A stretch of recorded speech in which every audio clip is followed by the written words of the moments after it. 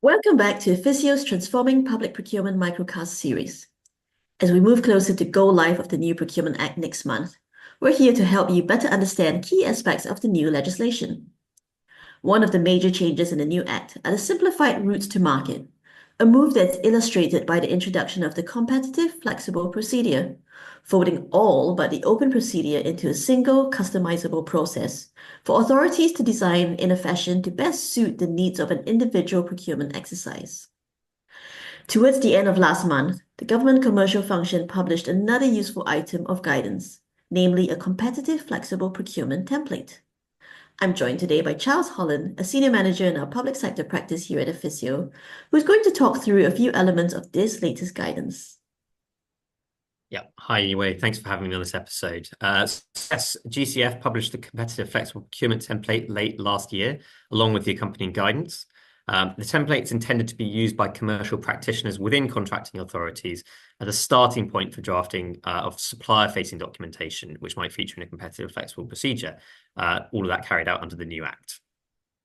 Cool. So what's typically included in this document pack, especially for someone who might be writing it for the first time? Yes, so typically you'll have the introduction to the contracting authority, an overview of the requirements and any pre-market engagement you've done. And then importantly, this document will describe how the procurement will be conducted, including details of the associated procurement timetable, what the participation and award criteria shall be, and detailed instructions to prospective tenderers on how to respond to the opportunity as well as the deadline for doing so. Reflecting best practice and remembering that the document is intended for suppliers so they can fully understand the contracting authority's requirements, it should also include details on what service levels will be required, how these will be measured and reported through KPIs, and other information related to the contract, such as commercial terms, risks and dependencies, etc., etc. That all sounds really comprehensive. So what information is there on the stages of the new procedure? Yes, good question.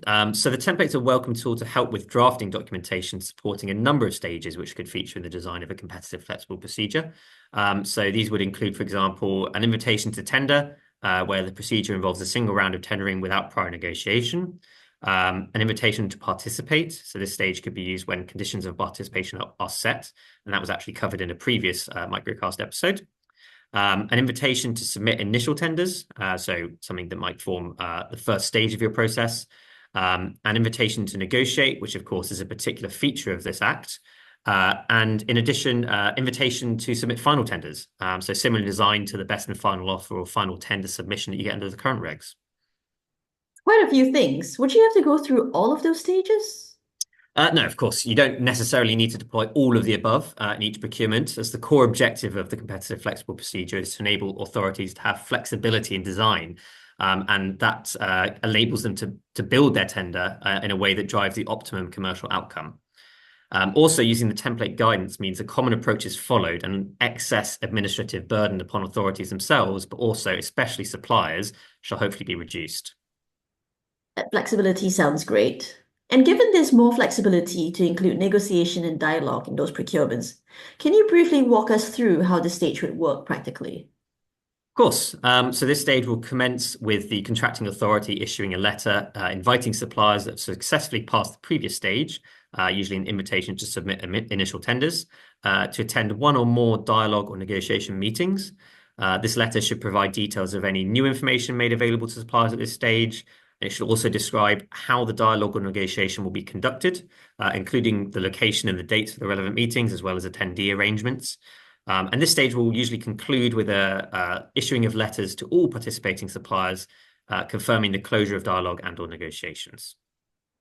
Thanks, Charles. This all sounds really comprehensive and is a really good summary on the new competitive flexible procurement template and the key stages involved. I hope you enjoyed today's microcast. Please do post any thoughts or questions in the chat and get in touch with Charles or myself for any future topics you might want to hear about. We will see you next week.